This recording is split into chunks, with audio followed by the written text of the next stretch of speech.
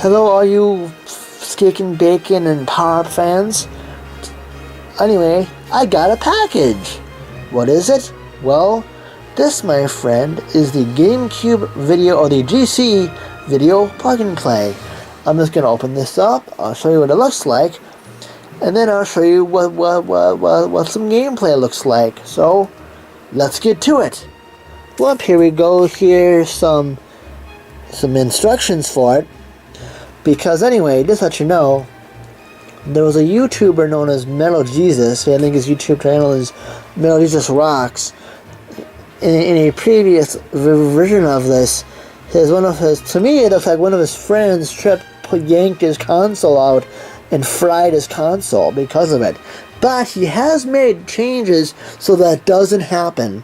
So I know there's like another adapter like this called the Eon. But that's like $150, and this one actually cost me $107. Granted, there are other solutions out there that are cheaper, but I like having. I have an original GameCube with the correct port for this, and also, if you're going to use this, you got to make sure you have an older. You must have the GameCubes with the model number DOL-001, not DOL-101. As the 101s do not have the digital out that the component cables would usually hook up to, because this plug-and-play uses that digital out port. So make sure you check and make sure you have the right GameCube before doing this. And then anyway, but the Eon one was cheap. You know, I didn't want the Eon one. I didn't want to pay $150. I only wanted to pay $100. And I think in total, this was $107 including shipping. And of course, I basically waited like 6 weeks. But to me, I didn't mind the waiting. And to me, I feel it was well worth it as well. So anyway, but yeah, but that's just, that's just a little note. Because I know a lot of people will kind of look at this accessory as bad due to Metal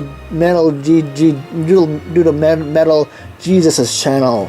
But he did fix it, and you should not be afraid, should not be fearful of getting this one, if you do. It's a nice option as well. But if you want to get the Eon one, cool, then go do it. But this is the GC video plug-and-play, so anyway, here's the instructions. Important read. And then, let's see here, hold on.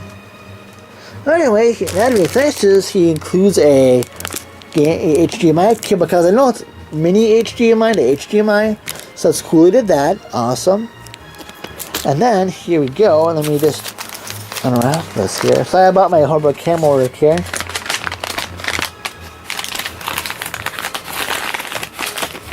Wow, here we go. The GameCube video plug-and-play. This is pretty cool, and this is a pretty cool little thing. Alright, great. Awesome. Well, anyway, I see there's a part for the mini HDMI. Cool. This is approved, and I think I can see there's like a divot. I know you can hook up a TV up. I can see. I don't know if you hit that. They have a little button to sync up a remote. So yeah. Well, okay. Well, I'll take this out of this package, and I'll show you some gameplay footage with this. So, alrighty then, let's get to it. And here's the next game. In this case, this is Soul Calibur 2 for the GameCube. And again, here is the composite video first, or composite video for my HDMI scaler. But it's basically composite, and even for that, it looks alright, decent. But it's, I'm playing as Link versus different opponents here. And yeah, it looks so, very not too sharp, very dull. And so, yeah, not that great. So anyway, now we'll go to now we'll switch over to the GC video plug-and-play now. Okay, now here's the GC video plug-and-play now displayed, and you can see, and I also did this in widescreen, so yeah, it looks very much crisper, a lot better. The colors come out and pop really well. It just looks great, or a lot better than it was with composite. And again, I'm playing as Link. I am just kicking some butt, taking names, knocking. I know, I probably won't show too much, but I think when I'm in this playthrough, I knocked people off the arena, but you probably won't be seeing it. But yeah, so it's pretty awesome, pretty awesome. So anyway, we'll go on to my next game. Okay, now here's Rogue Leader Rogue Squadron 2 for the GameCube. And again, here is the composite video. Even when I was playing this in composite, by the way, it was really hard to see like the TIE fighters, and so I played a little, although the towers, because the first part of the mission, you try to take out these towers that are shooting at you. That wasn't too bad. But going to the part where you had to shoot the enemy TIE fighters, it was really hard to see. It was really hard to see where they were. I almost had to squint because it was so freaking hard to see where the heck's the TIE fighters. So you can see it's pretty muddy and just not that good. So anyway, now we'll switch over to the... by the way, before I switch over, I think I showed some of the opening movie that kind of parallels the opening of the Battle of Yavin from the Star Wars Episode 4 Special Edition that first released in theaters back in 1997. So you can see that looks pretty, if I'm showing it, you can see that looks pretty muddy as well. But anyway, we'll switch over to the GC Video Plug and Play. And we've switched over to the GC Video Plug and Play, and wow, what a difference. And as you can see, again, I don't know if I'm showing the opening movie here, but it was much easier to see the enemy TIE fighters this time after taking care of the towers, the laser shooting towers. So it was pretty cool. Everything looks a lot better, very much more crisp. And this is just looking fantastic. And also, by the way, to note, I basically for this review also, I've been using games that are compatible with the that would be compatible with the progressive scan option for GameCube games. And so basically, if you don't know how to enable the progressive scan, basically all you do is when you power on the GameCube, you hold B, and then it'll ask you, do you want to display in progressive scan? Although sometimes, like, I think it kind of like discovers the GC Video Plug and Play. So then it just makes it easy, and then it just goes, oh hey, you found it. Want to display in progressive scan? So it does it. So yay.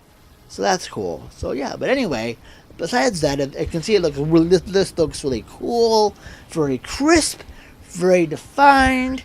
You can see that it looks really good so yeah, you can actually see the TIE fighters, and so yeah, but anyway, enough of that, on to the next game. This is base 1. Keep half your group out of range for the next run. Okay. So here's Mario Kart Double Dash for the GameCube. This should be the composite footage. Actually, even though this is composite, for this composite footage, I used one of my older scalers, my older like cheap composite / SVD to HDMI scaler thingy. So that's about the only thing I could use because I couldn't find I had other things I could do composite, but I figured this was easier, and it still does about the same effect to me. But as you can see, it's not as sharp, not as crisp. So yeah, so you can see it's not all that great. Well, anyway, now we'll switch to the GC Video Plug and Play here. Okay, now here's Mario Kart Double Dash with the GC Video Plug and Play running through HDMI. And as you can see, it's a big difference.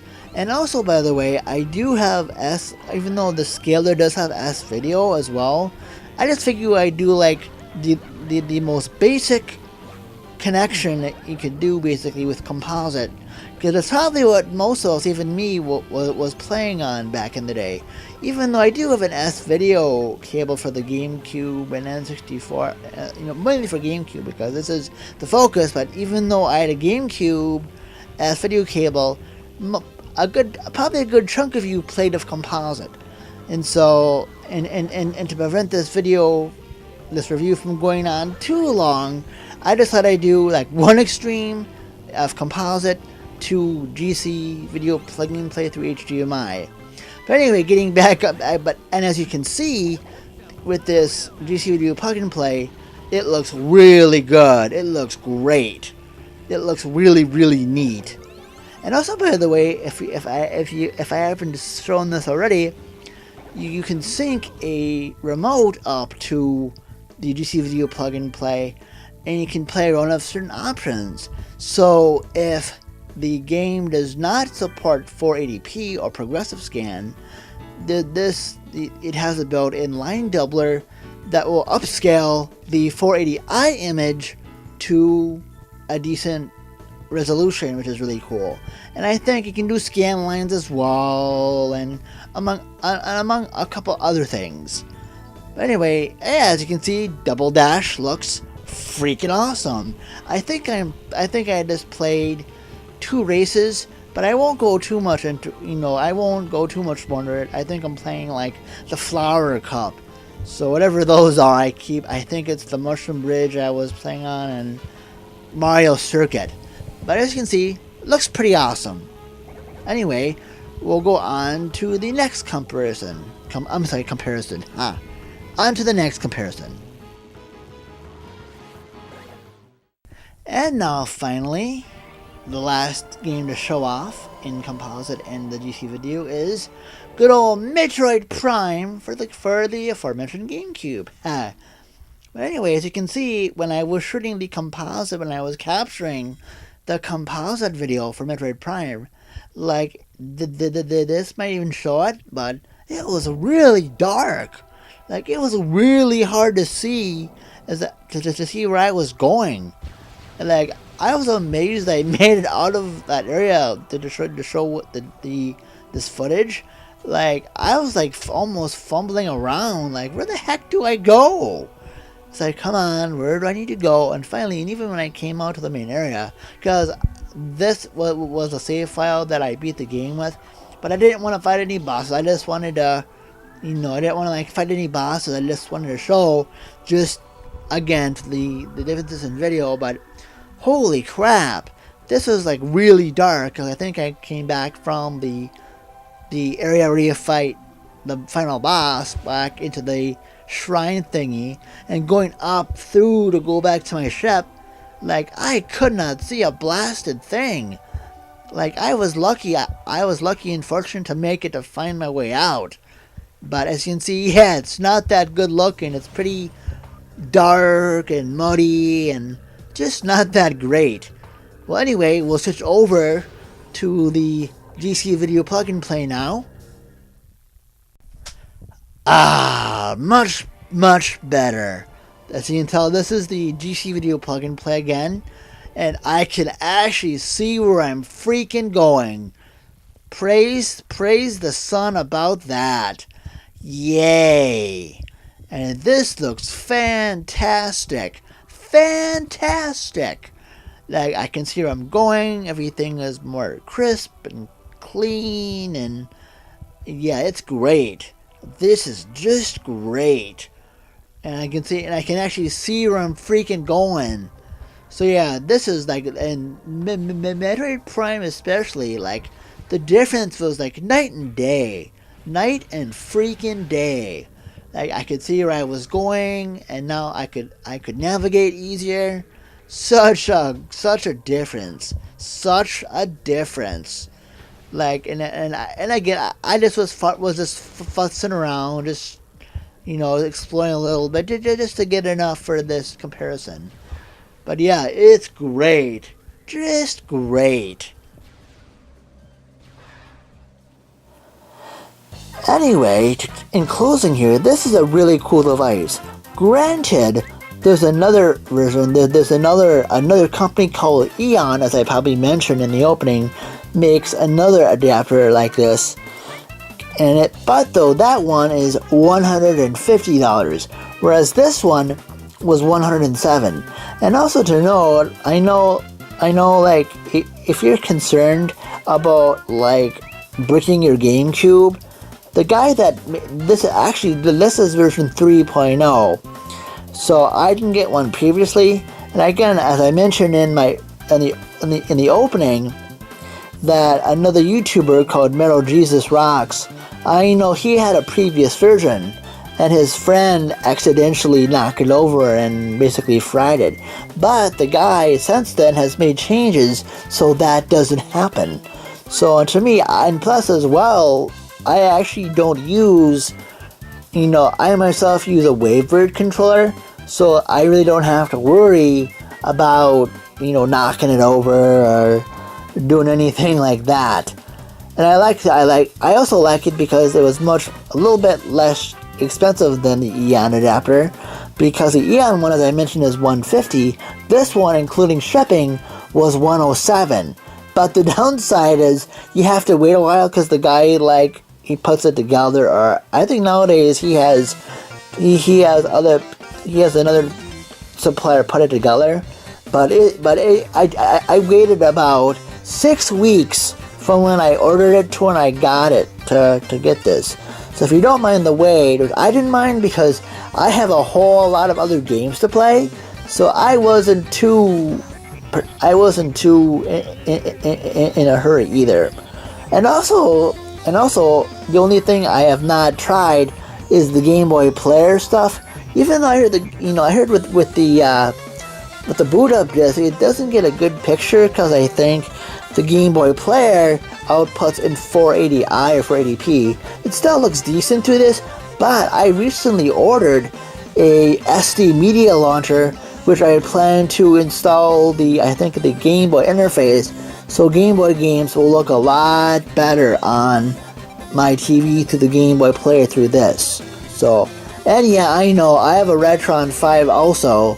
So, but though it's cool that any other I don't mind, because I want to try to see what it looks like through the Game Boy interface as well.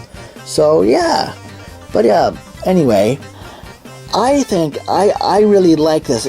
I really like this device. And also to note, also quickly while I'm thinking of it, the guy does what's cool is for Zelda XPro, the maker of this one. He supplies you with a HDMI cord for this as well, HDMI cable for this as well. The funny thing is, it's not a straight HDMI to HDMI, it's a mini HDMI to full HDMI. But still, I'm happy that he at least supplied a cable with it, so I didn't have to worry about ordering one. It came with it, so that was cool too. That's also something to consider as well.